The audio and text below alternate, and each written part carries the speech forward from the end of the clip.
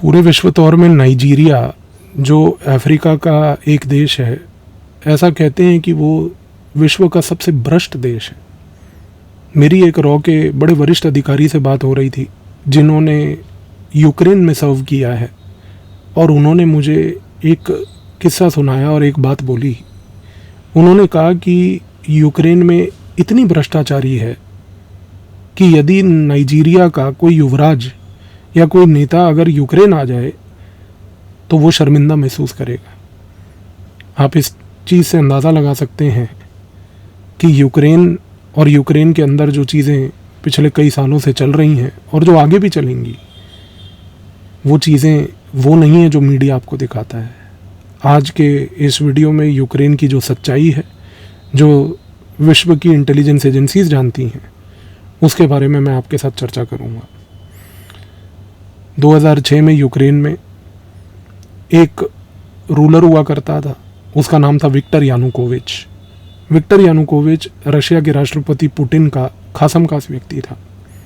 Ukraine और Russia के संबंध उस समय बहुत अच्छे हुआ करते थे, और विक्टर यानुकोविच का जो मंत्रिमंडल था, उस मंत्रिमंडल में एक उसका बड़ा खासम खास मंत्री भी था, और उस मंत्री का नाम था माइकोला लुकवेस्की। माइकोला लुकवेस्की जो है वो विक्टर यानुकोविच के मंत्रिमंडल में नेचुरल गैस मिनिस्टर था। और सोचिए, इस नेचुरल गैस मिनिस्टर ने, मिकोला लुकवेस्की ने 2006 में यूक्रेन के अंदर एक कंपनी की स्थापना करी। उस कंपनी का नाम था बुरिस्मा। उस कंपनी में एक ऑब्जेक्टिव दिया गया कि यूक्रेन के अंदर के नेचुरल गैस के रिजर्व्स को बुरिस्मा एक्सप्लोर करेगी। और उसका रीज़न ये था कि यूक्रेन यूरोप के अंदर का एक ऐसा मात्र देश है जिसके पास पूरे यूरोप में सबसे ज़्यादा नेचुरल गैस और तेल के रिजर्व्स हैं।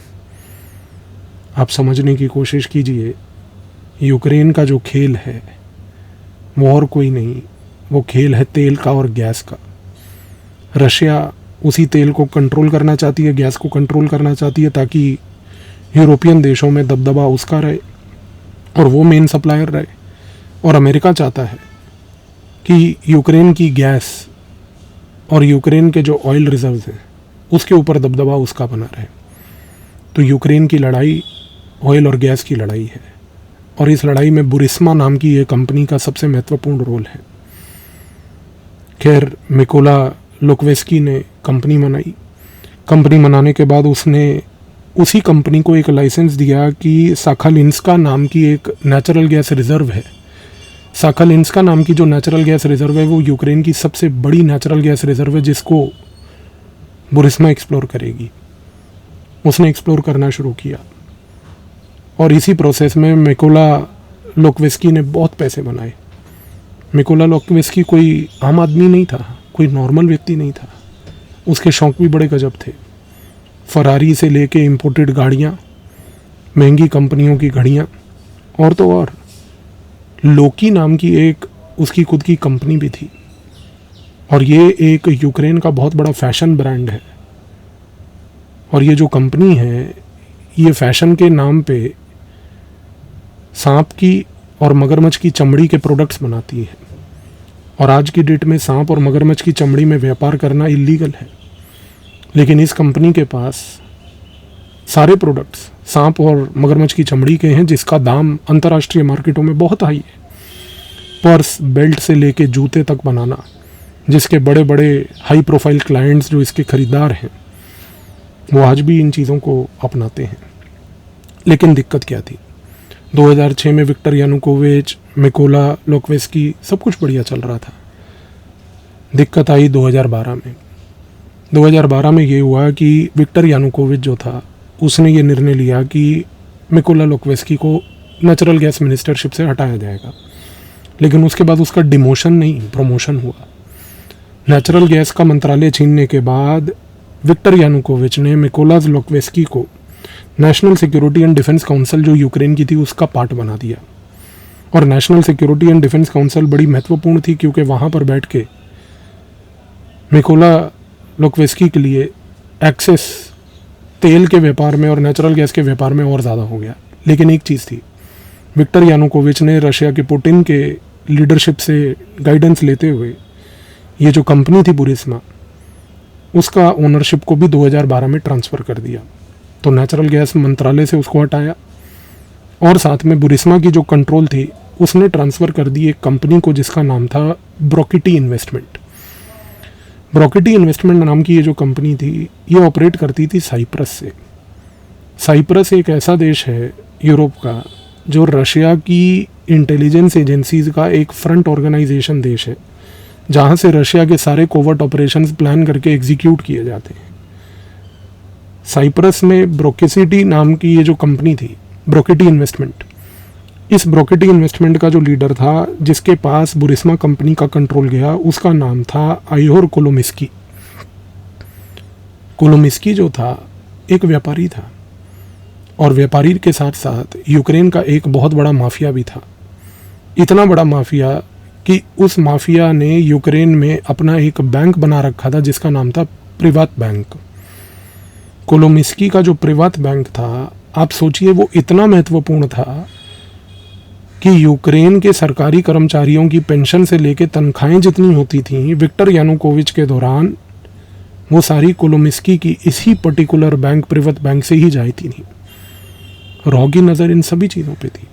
रॉ ये सारी चीज़ें ऑब्जर्व कर रही थी कि किस तरीके से बुरिस्मा का कंट्रोल ट्रांसफ़र हुआ, क्या हुआ। लेकिन रॉ ने असली खेल देखना शुरू करा 2014 से। जो रॉ के एसेट्स थे उस समय साइप्रस से लेके यूक्रेन में, उन्होंने देखा कि 2014 में अमेरिका की CIA कोलोमिस्की के साथ एक कॉन्टैक्ट बनाना शुरू करती है। कोलोमिस्की जो कि विक्टर यानुकोविच का एक बहुत क्लोज आदमी, वो आदमी जो पुतिन के ओवरऑल इशारे पे काम करने वाला आदमी, और वो आदमी जिसको बुरिस्मा का पूरा कंट्रोल दिया गया, वो आदमी को धीरे धीरे CIA ने नर्चर करने की कोशिश करी और शायद कुछ कारणों से CIA उस काम में सक्षम भी रही। 2014 में कोलोमिस्की की सहायता से CIA ने धीरे धीरे यूक्रेन में अपना प्रेजेंस बनाना शुरू करा। बुरिस्मा और जितने भी उसके नेचुरल गैस और ऑयल के एसेट्स थे वो सारे थे ईस्टर्न यूक्रेन में। ईस्टर्न पार्ट ऑफ यूक्रेन अगर आप देखें तो आज भी वही पार्ट ऑफ यूक्रेन है जहाँ पर सारी लड़ाई चल रही है, जिस एरिया को रशिया आज भी डेट में कैप्चर करना चाहता है, क्योंकि उसी एरिया में सारे के सारे oil and natural gas reserves हैं। रॉ ने देखा कि कोलोमिस्की के आसपास CIA के अधिकारी आ रहे हैं, उससे बातचीत कर रहे हैं, उसको नर्चर कर रहे हैं, और कोलोमिस्की के सहायता से धीरे धीरे यूक्रेन में 2014 में कुछ टेंशन्स हो रही हैं। और एक दिन सडनली होता है कि 2014 में CIA का गेम प्लान अनफोल्ड होता है। CIA 2014 में एक डिग्निटी रेवोल्यूशन लेके आती है। इस डिग्निटी रेवोल्यूशन के तहत यूक्रेन में CIA लोगों को उकसाना शुरू करती है और यूक्रेनियन लोगों को बोलती है कि विक्टर यानुकोविच भ्रष्ट है, इसको भगाया जाए। विक्टर यानुकोविच तुरंत जहाज़ लेके अपने आका व्लादिमीर पुतिन के पास रशिया चले जाता है। वहाँ जाके वो रशिया को सारी खबर देता है। वहाँ जाके पुतिन को बताता है कि कोलोमिस्की के साथ मिलकर CIA ने ये काम किया है, आपने बुरिस्मा इसके हाथ में दी थी। अब देखिए कि CIA जो है वो कूद पड़ी है और कोलोमिस्की की सहायता से ये काम हुआ। पुतिन ने कोलोमिस्की से बातचीत भी करी। पुतिन ने कोलोमिस्की को ये बात बोली भी कि आप जो कर रहे हैं वो ठीक नहीं होगा। लेकिन उस समय कोलोमिस्की जो था वो CIA की तरफ से कॉम्प्रोमाइज़ हो चुका था, पूरा उनके पेरोल पे काम कर रहा था। जब पुतिन ने देखा कि ये डिग्निटी रेवोल्यूशन, ये जो यूक्रेन में प्रोटेस्ट हो रहे हैं, यानुकोविच का वहाँ से हट जाना, ये सब एक समस्या थी। उसी चीज़ को अंडरकट करने के लिए पुतिन ने एक बहुत ही ज़बरदस्त ऑपरेशन तैयार करके 2015 में ईस्टर्न यूक्रेन के नीचे वाला जो इलाका क्राइमियन पेनिनसुला का था उसको इमीडिएटली कैप्चर कर लिया। और आज क्राइमियन पेनिनसुला पूरा का पूरा जो है वो रशिया के कंट्रोल में है। विश्व तौर पर बहुत सारे देश इस चीज़ को राइट नहीं मानते, करेक्ट नहीं मानते, पर यूक्रेन के नीचे क्राइमिया के इलाके में जब 2015 में रशिया के राष्ट्रपति पुतिन ने उस इलाके पे कब्जा किया तो वहाँ से उसका ऑब्जेक्टिव ये था कि वो कोलोमिस्की के ऊपर नज़र रख पाए और ईस्टर्न यूक्रेन में जो ऑयल एंड गैस और बुरिस्मा है उसके ऊपर नज़र रख पाए। अब CIA जो था वो कोलोमिस्की को नर्चर करता जा रहा था। उन्होंने क्या किया कि उस समय निप्रो प्रोविंस जो है, जो कि ईस्टर्न यूक्रेन में आता है, उस निप्रो प्रोविंस का गवर्नर बना दिया कोलोमिस्की को। CIA ये गेम समझ रहा था कि रशिया जो है कोलोमिस्की को हटाने की कोशिश करेगा, हो सकता है कि उसको मरवा भी दे। उसको मरवाने से पहले CIA ने 2014 में तुरंत जो है कोलोमिस्की को निप्रो प्रोविंस का गवर्नर बनवा दिया। अब वो निप्रो प्रोविंस का गवर्नर बन के वहाँ से जो है ऑफिशियल लेवल पर अमेरिका से इंगेज करने लगा। रॉ इस चीज़ को ऑब्जर्व कर रही थी, लेकिन रॉ ने जो चीज़ देखी वो सबसे बड़ी थी, जो जाके उन्होंने 2015 में इवेंचुअली पुतिन को भी बताई। कोलोमिस्की गवर्नर बन गया। कोलोमिस्की के गवर्नर बनने के बाद CIA को एक फ्री रन मिल चुका था पूरे यूक्रेन में। लेकिन 2015 में रॉ के कुछ ऑपरेटिव्स ने ऑब्जर्व किया कि मार्च में एक सीक्रेट विजिट के तहत अमेरिका का secretary of state John Kerry Ukraine आता है। एक प्लेन में आता है, जिस प्लेन में उसके साथ उपराष्ट्रपति जो बाइडन का लड़का हंटर बाइडन होता है। ये दो लोग चुपचाप यूक्रेन आते हैं। वहाँ से उतर के ये लोग सीधा कोलोमिस्की को मिलते हैं। एक छोटा सा मामूली सा निप्रो प्रोविंस का गवर्नर, उसको मिलने के लिए उपराष्ट्रपति अमेरिका का, जो कि विश्व तौर पर सेकंड मोस्ट पावरफुल आदमी था, उसका बेटा, और अमेरिका का secretary of state John Kerry मिलने क्यों आया? क्योंकि वहाँ पर CIA ने एक नई रणनीति अपनाई।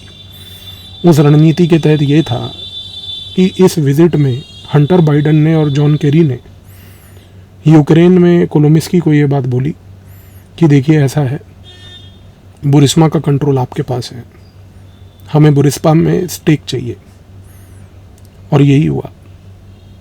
तुरंत 2015 में बड़ा महत्वपूर्ण चीज़ ये हुई कि जैसे ही ये दोनों लोग वापस अमेरिका गए, ओबामा ने उस समय बोला कि यूक्रेन में क्राइमियन पेनिनसुला को जो ऑक्यूपाई कर लिया है रशिया ने, उसको टैकल करने के लिए हम अपना ऑनवॉय अपॉइंट कर रहे हैं, वो है हमारा उपराष्ट्रपति जो बाइडन।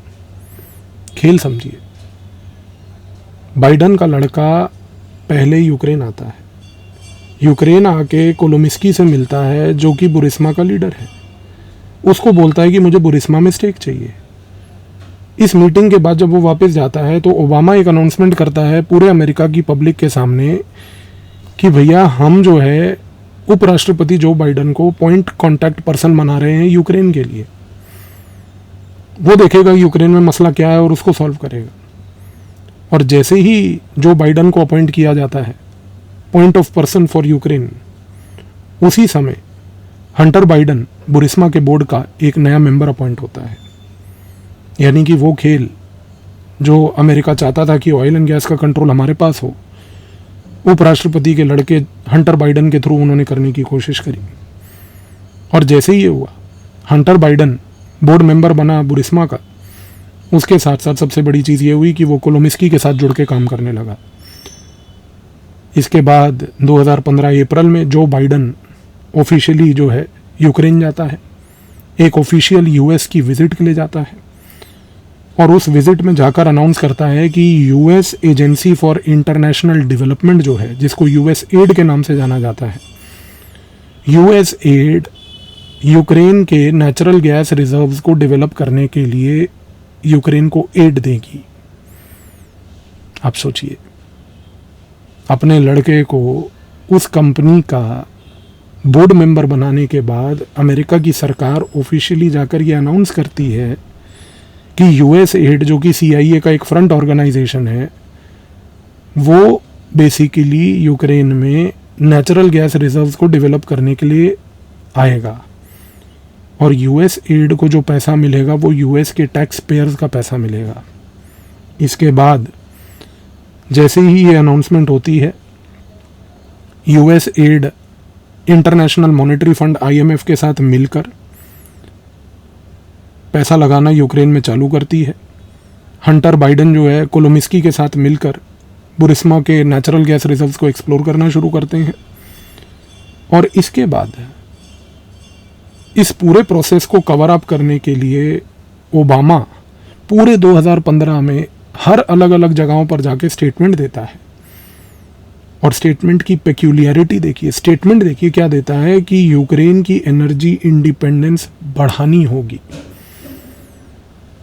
और यूक्रेन की एनर्जी इंडिपेंडेंस को बढ़ाने के लिए अमेरिका उसके साथ है। इस प्रकार का स्टेटमेंट से पीछे का खेल तो कोई नहीं समझेगा, क्योंकि इस प्रकार के स्टेटमेंट से तो यही समझ आएगा कि अमेरिका कितना एक अच्छा देश है जो कि यूक्रेन की एनर्जी इंडिपेंडेंस को बढ़ाना चाहता है, जो कि अभी रशिया के ऊपर निर्भर थी। लेकिन असली खेल ये था कि वो सारा का सारा व्यापार अपने हाथों में रखना चाहते थे। खेल यहाँ ख़त्म नहीं हुआ। रॉ के अधिकारी बहुत क्लोजली ऑब्जर्व कर रहे थे कि कोलोमिस्की, बुरिस्मा, हंटर बाइडन ये लोग क्या कर रहे हैं। हंटर बाइडन ने 2015 के नवंबर तक ये करना शुरू कर दिया कि उसने जो मिडल ईस्ट के देश थे उन लोगों को जा जा के बोलना शुरू कर दिया कि आप लोग पैसा बुरिस्मा में लगाइए। उसने एक कॉन्फ्रेंस करी जिसका नाम बेसिकली था energy security for the future conference. उस कॉन्फ्रेंस में उसने जो बाइडन से भी ये बात बुलवाई कि बुरिस्मा में विश्व के सारे लोगों को पैसा लगाना चाहिए। अब सवाल ये था कि ये खेल क्यों खेला जा रहा था। ये खेल इसलिए खेला जा रहा था क्योंकि अमेरिका की जनता के सामने एक नैरेटिव पेश करना था कि अमेरिका को यूक्रेन की एनर्जी सेक्टर में इन्वेस्टमेंट करनी होगी। और जैसे ही ये नैरेटिव सेट होना शुरू हुआ दिसंबर 2015 में अमेरिका की टैक्स पेयर्स का 1.8 बिलियन यूएस डॉलर्स आईएमएफ के थ्रू बुरिस्मा कंपनी में लगाया गया। और बुरिस्मा कंपनी में लगाने के बाद ये पैसा जब वहाँ पहुँचा यूक्रेन, तो ये पहुँचा कोलोमिस्की के प्रिवत बैंक में। आईएमएफ का पैसा कोलोमिस्की के प्रिवत बैंक में पहुँचा। कोलोमिस्की के साथ काम कर रहा था हंटर बाइडन। अमेरिका के टैक्स पेयर्स का 1.8 बिलियन यूएस डॉलर जब वहाँ पहुँचा, ये पैसा वहाँ पर किसी भी प्रकार के कोई एनर्जी प्रोजेक्ट में नहीं लगा। इनफैक्ट रॉ बड़ा क्लोजली ऑब्जर्व कर रही थी कि अमेरिका 1.8 बिलियन डॉलर जो छोटी रकम नहीं है, कि ये इतनी बड़ी रकम को ये लोग कहाँ इन्वेस्ट करेंगे, क्योंकि अगर इन्वेस्ट करेंगे तो ग्राउंड पे इंफ्रास्ट्रक्चर दिखेगा। लेकिन ब्यूटी ये थी कि ये 1.8 बिलियन डॉलर अमेरिका से निकला, यूक्रेन के कोलोमिस्की के प्रिवत बैंक में आया, और प्रिवत बैंक से इन्वेस्टमेंट के नाम पर अलग अलग प्रकार के स्विस बैंक अकाउंट्स, अलग अलग प्रकार के अकाउंट्स जो कि कोलंबिया में थे, मेक्सिको में थे, वहाँ से ये चैनलाइज होते होते एक कंपनी में गया जिसका नाम था रोजमोंट कॉरपोरेशन। और रोजमोंट कॉरपोरेशन 2 लोग लीड कर रहे थे, हंटर बाइडन और जॉन केरी का लड़का। हंटर बाइडन और जॉन केरी के लड़के की फॉर्म्ड कंपनी जिसका नाम था रोजमोंट कॉरपोरेशन, ये पैसा मल्टीपल अकाउंट्स से फ्लश आउट करके वहाँ पहुँचाया गया। इस पूरे एपिसोड से आपको 2 चीज़ें स्पष्ट हो गई होंगी। यूक्रेन आज की डेट में विश्व का एक ग्लोबल मनी लॉन्ड्रिंग एक्सेस है, जहाँ से प्रोजेक्ट्स के नाम पर ग्लोबल लेवल पे मनी लॉन्ड्रिंग होती है। अमेरिका की जनता इतनी मूर्ख है कि 2015 से लेके 2024 आज हो गया, पिछले 9 सालों में किसी अमेरिकन ने खड़े होकर अपनी ही सरकार से ये सवाल नहीं पूछा कि हमारे टैक्स पेयर का 1.8 बिलियन डॉलर जो आईएमएफ के ग्रांट के थ्रू, यूएस एड के ग्रांट के थ्रू बुरिस्मा में लगा था, वो कहाँ गया। वो पैसा अमेरिका की ट्रेजरी से लॉन्डर करके अमेरिका के राष्ट्रपति, उपराष्ट्रपति और उसके बेटे के अकाउंट्स में चला गया। इसको कहते हैं करप्शन। आपके सामने ये चीज़ है कि यूक्रेन एक global corruption money laundering access है, और यूक्रेन की सारी लड़ाई ईस्टर्न यूक्रेन के इलाके की है। जहाँ पर ऑयल एंड नेचुरल गैस है, जिसको रशिया कंट्रोल करना चाहता है और जिसको अमेरिका कंट्रोल करना चाहता है, क्योंकि रशिया को लगता है यदि ये इलाका मेरे दबदबे में रहा तो यूरोप के विभिन्न देशों को नेचुरल गैस और ऑयल मैं सप्लाई करूँगा, और अमेरिका को लगता है कि ये इलाका अगर मेरे कंट्रोल में रहा तो यूरोप के विभिन्न देशों को नेचुरल गैस और ऑयल हम सप्लाई करेंगे। तो सारी लड़ाई ऑयल और नेचुरल गैस की है, और इस लड़ाई के थ्रू यूक्रेन एक ग्लोबल मनी लॉन्ड्रिंग करने के लिए एक बेस पॉइंट बन चुका है। कितना पैसा यूक्रेन के थ्रू चैनलाइज होकर कहाँ जा रहा है इसका कोई अंदाज़ा नहीं। ये सिर्फ इंटेलिजेंस एजेंसीज़ के लिए एक ऐसा प्लेग्राउंड बन चुका है जहाँ पर ये खेल दिन पर दिन अनफोल्ड ही करता जा रहा है। आप मुझे कमेंट करके ज़रूर बताइएगा कि ये वीडियो के बाद यूक्रेन को लेके और यूक्रेन में जो लड़ाई पिछले 10-12 सालों से चल रही है उसको लेके क्या आपके नज़रिए में कुछ बदलाव आया या नहीं आया। धन्यवाद।